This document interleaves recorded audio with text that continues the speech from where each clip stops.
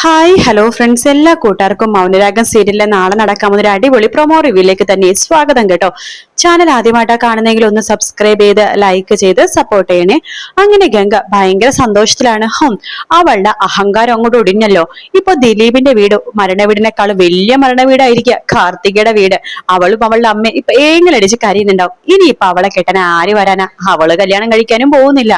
അപ്പോ ഗുണ്ടയിൽ ഒരാൾ പറയുന്നുണ്ട്, എന്തായാലും നിന്റെ പെങ്ങളുടെ വിവാഹം മുടങ്ങിയതുകൊണ്ട് അവൾ ഇനി വേറെ വിവാഹത്തിനെ കുറിച്ച് ചിന്തിക്കുമെന്ന് എനിക്ക് തോന്നുന്നില്ല. ഗംഗയും പറയുന്നുണ്ട്, അതന്നെയാ എനിക്കും തോന്നുന്നത്. ഇനി അവിടെ ആരും കെട്ടാൻ പറ്റത്തുമില്ല. കണ്ടിതുപോലത്തെ ചരിത്രമാണല്ലോ അവൾക്കുള്ളത് എന്നൊക്കെ പറഞ്ഞ് പൊട്ടിച്ചിരിച്ചുകൊണ്ടിരിക്കുകയാണ് ഗംഗ കേട്ടോ. അതേസമയം നമ്മുടെ ദിലീപാണെങ്കിൽ രാത്രി ആകുമ്പോഴേക്കും കാർത്തികേനെ വിളിക്കുന്നു കേട്ടോ. ഹലോ കാർത്തു, കിടന്നായിരുന്നോ? ഇല്ല ദിലീപേട്ടാ, ഞങ്ങളൊരൊന്ന് സംസാരിച്ചുകൊണ്ടിരിക്കുകയായിരുന്നു. ഇന്ന് വാർത്തയിൽ വന്നതൊക്കെ കണ്ടല്ലോ അല്ലേ? കണ്ടു. ദിലീപേട്ടന്റെ ബുദ്ധി എന്തായാലും അപാരം തന്നെ കേട്ടോ. എന്തായാലും അവൻ ചിന്തിക്കണ പോലെ തന്നെ നമ്മളും ചിന്തിച്ചു തുടങ്ങിയ സമയത്ത് നമ്മൾ എന്തായാലും വിജയിക്കുമെന്ന് എനിക്കിപ്പോ തോന്നുന്നുണ്ട്. അതേ കാർത്തു, വേറൊന്നുമല്ല. അവനെ മാത്രമല്ലല്ലോ ബുദ്ധിയുള്ളത്. അവൻ മാത്രം വളഞ്ഞ വഴി സഞ്ചരിക്കാവുന്ന അവനെ മാത്രമല്ലോ. നമുക്കും ഇങ്ങനത്തെ കാര്യങ്ങളിലൊക്കെ കുറച്ച് വളഞ്ഞ വഴി കൂടി സഞ്ചരിച്ചാൽ ഒരു കുഴപ്പമില്ല. അവസാനം വിജയം നമ്മുടെ അടുത്തിന് എത്തും കാർത്തു, എനിക്ക് ഉറപ്പുണ്ട്. നീ നോക്കിക്കോ, ഈ പ്രാവശ്യം അവൻ മരിച്ചിരിക്കും. മരണം അവന്റെ തൊട്ടടുത്തെത്തി എന്ന് എനിക്ക് തോന്നുന്നുണ്ട്. കാർത്തിക പറയണ്ടേ, ഇതെന്തായാലും വർക്കൗട്ട് ആവും തന്നെയാണ് എനിക്ക് തോന്നുന്നത്. അതെ, നമ്മുടെ കല്യാണം കഴിഞ്ഞിട്ട് മാത്രമേ അവൻ അറിയുള്ളൂ നമ്മുടെ കല്യാണം കഴിഞ്ഞെന്ന്. പിന്നീട് അവനൊന്നും ചെയ്യാൻ സാധിക്കില്ല എന്ന് പറയാണ്. അതേതായാലും നല്ല ഐഡിയ തന്നെയാണ്. അവന്റെ വിചാരം എന്താ? അവനെ മാത്രം തലച്ചോറും ബുദ്ധിയൊക്കെ ഉള്ളോന്നാ. അവൻ വെറും സത്യം ഒരു ഭീരുവാണ്. പിന്നെ ഭാഗ്യം കൊണ്ട് അങ്ങനെ ഇങ്ങനെയൊക്കെ രക്ഷപ്പെട്ടു പോകുന്നെന്ന് മാത്രമേ ഉള്ളൂ. പക്ഷെ എല്ലാ ദിവസവും എല്ലാ പ്രാവശ്യവും ഭാഗ്യം അവനെ തുണക്കണമെന്നില്ലല്ലോ കാർത്തു. എന്തായാലും ഇനി നമ്മൾ ജയിക്കാൻ പോവാണ്. നമ്മൾ എല്ലാവരും ജയിക്കാൻ പോണ സമയമാണ് ഇനി വരാൻ പോണത്. അവൻ കാരണം മരണപ്പെട്ട എല്ലാവരുടെ ആത്മാവ് അത് കൊതിക്കുന്നുണ്ട്. കല്യാണിയുടെ അമ്മ, അതുപോലെ തന്നെ കാട്ടിലെ മൂപ്പൻ, എന്റെ അച്ഛൻ, അങ്ങനെ ഒരുപാട് പേരുടെ അവന്റെ സ്വന്തം അച്ഛൻ പോലെ, സ്വന്തം അച്ഛന്റെ ആത്മാവ് പോലും അവൻ മരിക്കാൻ വേണ്ടി ആഗ്രഹിച്ചിരിക്കുകയാണ്. എല്ലാവർക്കും വേണ്ടി നമുക്ക് ആ കർമ്മം ചെയ്യണം, വേണം ദിലീപേട്ട എന്നൊക്കെ പറയാണ്. ഇത് കേട്ടുകൊണ്ട് നമ്മുടെ ദിലീപിന്റെ അമ്മ പുറകെ വന്ന് നിൽക്കുന്നു കേട്ടോ. ആരാ മോനെ, കാർത്തികയാണോ? അതേ അമ്മേ, ഞാൻ സംസാരിക്കാം എന്ന് പറഞ്ഞിട്ട് ഫോം മേടിക്കാണ്. അപ്പോഴേക്കും കാർത്തികക്ക് വല്ലാത്ത പോലെ തോന്നും കേട്ടോ. ഈശ്വര, അമ്മ ഫോം മേടിച്ചല്ലോ, വഴക്ക് പറയാൻ എന്തെങ്കിലും ആയിരിക്കോ എന്ന് കാർത്തിക ഇങ്ങനെ വിചാരിക്കുന്നുണ്ട്. ഹലോ മോളെ കാർത്തു എന്ന് അമ്മ പറയാണ്. ഹലോ അമ്മേ. മോളെ, മോൾക്ക് വിഷമമൊന്നും വേണ്ട കേട്ടോ. അമ്മക്ക് ആദ്യമൊക്കെ കുറച്ച് പേടി കൊണ്ടിട്ടാ അങ്ങനെ ഇങ്ങനെയൊക്കെ പറഞ്ഞത്. അല്ലാതെ മോളെ എനിക്ക് ഒട്ടും ഇഷ്ടക്കുറവ് ഒന്നും തന്നെയില്ല. മോളെ തന്നെയാ മരുമകളായിട്ട് എന്റെ മനസ്സിൽ ഞാൻ കുടിയേറ്റിയത്.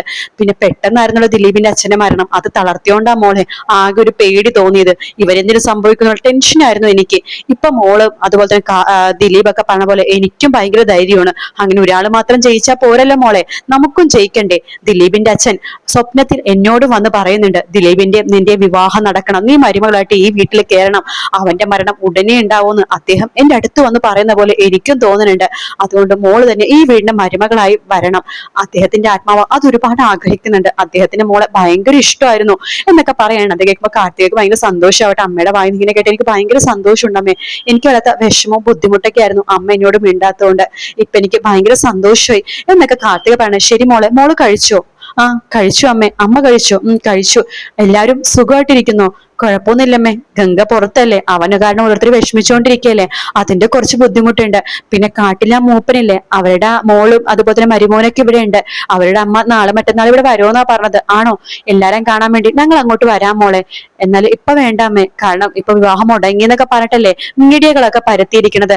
അതുകൊണ്ട് എന്തായാലും നമുക്ക് കാണുമോ സംസാരിക്കൊന്നും ഉണ്ടെന്ന് ആരും അറിയണ്ട. ശരിയാ മോള് പറഞ്ഞത്. ശരി മോളെ, എന്നാ ഗുഡ് നൈറ്റ് എന്ന് പറഞ്ഞിട്ട് ഫോം വെക്കാണ് ദിലീപിന്റെ അമ്മ. ദിലീപിന് സന്തോഷമാവട്ടെ. അമ്മയുടെ മനസ്സ് മാറിയത് വല്ലാത്ത സന്തോഷമുണ്ട്. എടാ, നിന്റെ സന്തോഷമില്ലടാ എന്റെ സന്തോഷം. അഥവാ നമ്മൾ മരിക്കണമെങ്കിൽ അങ്ങനെ മരിക്കട്ടെ എന്ന് വെക്കാടാ, എങ്കിലും നമുക്ക് ഇതിനു വേണ്ടി പോരാടണം, ജയിക്കണം എന്നൊക്കെ ദിലീപിന്റെ അമ്മയും പറയാട്ടോ. അതിനുശേഷം കാർത്തിക ഭയങ്കര സന്തോഷത്തിലേക്കുമ്പോൾ ലക്ഷ്മി അമ്മ അങ്ങോട്ടേക്ക് വരുന്നുണ്ട്. എന്താ മോളെ, ഭയങ്കര സന്തോഷത്തിലാണല്ലോ? അതെ, ദിലീപേട്ടൻ ഇപ്പൊ വിളിച്ചിരുന്നു. ആണോ? സന്തോഷ വാർത്ത എന്തെങ്കിലും പറഞ്ഞോ? പറഞ്ഞു. വേറൊന്നുമല്ല, സന്തോഷ വാർത്ത എന്ന് പറയാനായിട്ട് ദിലീപേട്ടന്റെ അമ്മ എന്നോട് സംസാരിച്ചു. ആണോ? അമ്മ എന്നോട് ദേഷ്യത്തിൽ സംസാരിക്കുമെന്ന് ഞാൻ വിചാരിച്ചത്. പക്ഷെ അമ്മക്ക് എന്നോട് ഒരു ദേഷ്യമില്ല. എന്നോട് മുമ്പത്തെ പോലെ വളരെ സ്നേഹത്തോടെ അമ്മ സംസാരിച്ചത്. ഓ, എന്റെ മോൾക്ക് സന്തോഷമായല്ലോ അല്ലെ? ഒത്തിരി സന്തോഷം അമ്മേ. എത്ര നാളെ ഞാൻ ഇതിനു വേണ്ടി ആഗ്രഹിക്കുന്നെന്ന് അറിയാവോ? ഞാൻ പറഞ്ഞില്ലേ മോളെ, നമ്മുടെ കൂടെ ദൈവമുണ്ട്. അതുകൊണ്ട് നമ്മളെ കൈവിടില്ല മോളെ. കുറച്ച് വേദനിപ്പിക്കും, പക്ഷെ ആഗ്രഹിച്ചതൊന്നും നടക്കാതിരിക്കില്ല. എന്ന് പറഞ്ഞിട്ട് കാർത്തികിനെ ചേർത്ത് പിടിക്കാട്ട് നമ്മുടെ ലക്ഷ്മി അമ്മ അവിടേക്ക് കല്യാണി വരുന്നുണ്ട്. എന്താ അമ്മയും മോളും ഭയങ്കര സന്തോഷത്തിലാണല്ലോ. അതോ ദിലീപിന്റെ അമ്മ അതേ സ്നേഹത്തോടു കൂടി കാർത്തികടുത്ത് സംസാരിച്ചെന്നാ പറയണത്. ആണോ? എന്തായാലും അത് നന്നായി ചേച്ചി എന്ന് കല്യാണിയും പറയാണ്. അതിനുശേഷം കാണിക്കണത് കിരണിനെയാണ് കേട്ടോ. കിരണിന്റെ ഫോണിലേക്ക് ഒരു മെസ്സേജ് വരുവാണ്. മനോഹർ മെസ്സേജ് അയച്ചിരിക്കുകയാണ്. കിരൺ സാർ, എനിക്ക് കിരൺ സാറിന് അത്യാവശ്യമായിട്ട് കാണണം. ഞാനിങ്ങനെ കിരൺ സാറിന്റെ വീടിനടുത്തുള്ള റോട്ടിലുണ്ടോ, ഒന്ന് വരാമോ എന്ന് ചോദിക്കുന്നുണ്ട്.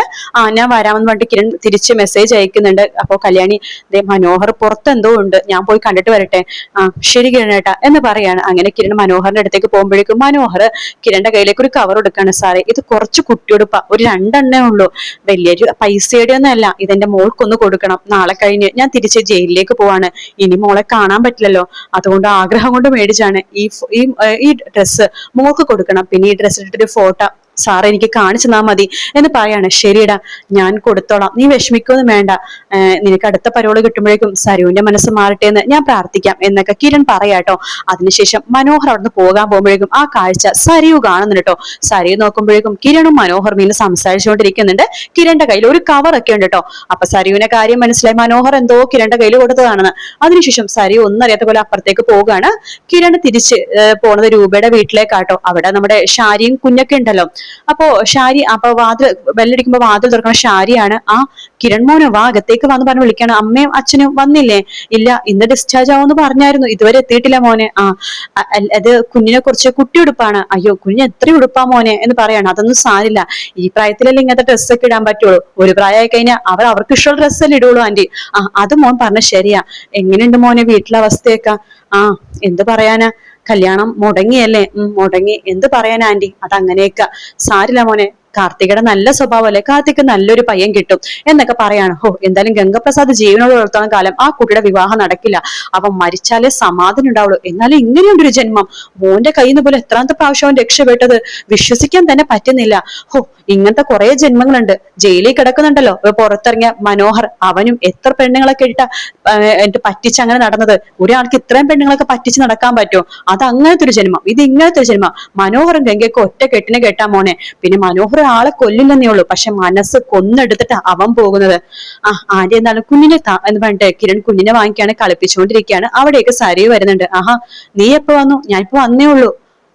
നിന്റെ കയ്യിൽ എന്താ ചോദിക്കുമ്പോ ഇത് 2 ഉടുപ്പാണ്. നീ വാങ്ങിച്ചതാണോ? അതെ സരിയു, ഞാൻ വാങ്ങിച്ചതാ. ഏത് കട നടക്കിരണ വാങ്ങിച്ചത്? അത് നമ്മുടെ ജംഗ്ഷനിലെ കടയെന്ന്. ശരി എന്ന് പറയാണ്. അപ്പോ ഞാൻ നോക്കട്ടെ ഈ ഡ്രസ്സ്. അതിനെന്താ, നോക്കിക്കോ എന്ന് പറഞ്ഞിട്ട് കിരൺ ആ ഡ്രസ്സ് സരുവിന്റെ കയ്യിലേക്ക് കൊടുക്കാണ്. സരു അത് വാങ്ങിച്ചുകൊണ്ട് നേരെ അപ്പുറത്തേക്ക് പോകുന്നുണ്ട്. കുറച്ചു നേരം കഴിഞ്ഞിട്ട് സരുവിനെ കാണുന്നില്ല, പക്ഷെ ഒരു സ്മെല്ല് വരുന്നുണ്ട്. കിരൺ വേഗം തന്നെ പിന്നാമ്പുറത്തേക്ക് പോയി നോക്കുമ്പോഴേക്കും സരു ആ ഡ്രസ്സ് അവിടെ ഇട്ട് കത്തിച്ചേക്കാട്ടോ. അപ്പൊ കിരണിന്റെ കാര്യം മനസ്സിലായി. സരുവിക്ക് എന്തൊക്കെയോ മനസ്സിലായിട്ടാണ് സരു അത് കത്തിച്ചെന്ന്. അവിടേക്ക് ഷാരി ഓടി വരണം. അയ്യോ മോളെ, നീ എന്തിനാണ് കത്തിച്ചത്? കിരൺ മോൻ എന്തുമാത്രം സന്തോഷത്തോടെ ആഗ്രഹത്തോടെ വാങ്ങിച്ചുകൊണ്ട ഡ്രസ്സാ, നീ എന്തിനാണ് കത്തിച്ചത്? കിരണാണോ വാങ്ങിച്ചത്? അമ്മ ചോദിച്ചോക്ക്. ഇത് കിരൺ വാങ്ങിച്ച ഡ്രസ്സല്ല, ഇത് അവൻ വാങ്ങിച്ച ഡ്രസ്സ്. മനോഹർ, എന്താ കിരണ സത്യമല്ലേ? സരു, അത് പിന്നെ അവൻ മറ്റന്നാള് പരോളിൽ കഴിഞ്ഞിട്ട് പോവാണ്.